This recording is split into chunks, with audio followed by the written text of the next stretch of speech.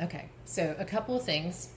That is just what my hands normally look like. That would be a little icing on there, a little icing color rather. The main thing to remember with all the cookies is it really is about time. It's about the steps you do. You can do it quick if you want to, but you're going to get different results. If you take time and let cookies dry in between each step, then you're going to get a whole different look. With all the bags, you're going to want to make sure you knead and prep your bag. This one's really fresh. I literally just made the color, so there's no pooling of color, no separation. But when you get your bags, you will definitely see that. And you're just going to take your time, gently knead them. And that's all you have to do. Even with the icing, I tend now to keep it in these bags when I'm not using it before I put it in a container, because the end will seal on its own. It keeps it kind of airtight, keeps it fresher longer. You can use the bag. You will have leftover icing. There's always extra icing. You can put it in the fridge or the freezer. Just make sure when you use it next, you bring it to room temp. So we're going to start with our float. And I'm going to take my pink and I'm going to pretend this has been setting for a little bit and is separated. I'm just going to gently knead it. And now here's our super important first step. We're going to take this bag, and you see this seam here, hopefully. Let me see if I can get it closer. There's a seam. And you're going to pinch that seam to the end. It's going to make lovely noises. And you're going to take your scissors and you're going to snip just a little tiny bit off. Hopefully you can see that.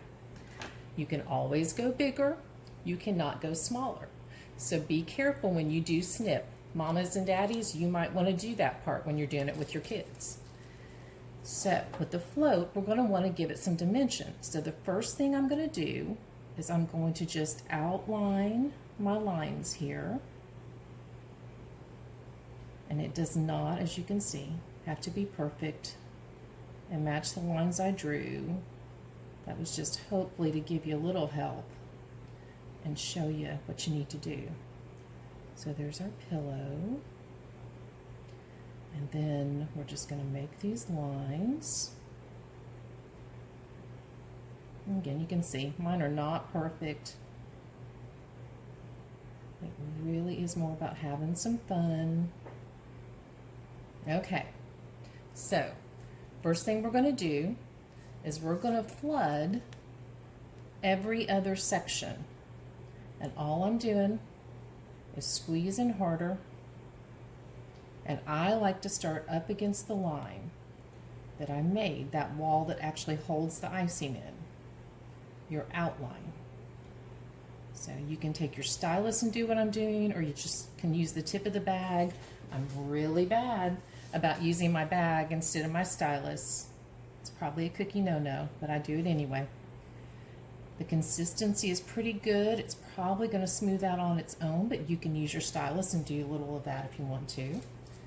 And now I'm going to come over here and I'm going to do the one over. I'm not going to do the one right next to it, because if we do that, then we're going to lose that dimension and it's just going to be a flat float.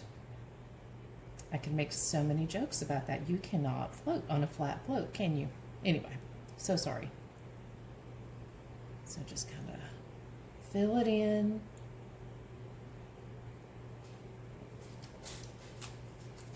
And then, you know, just kind of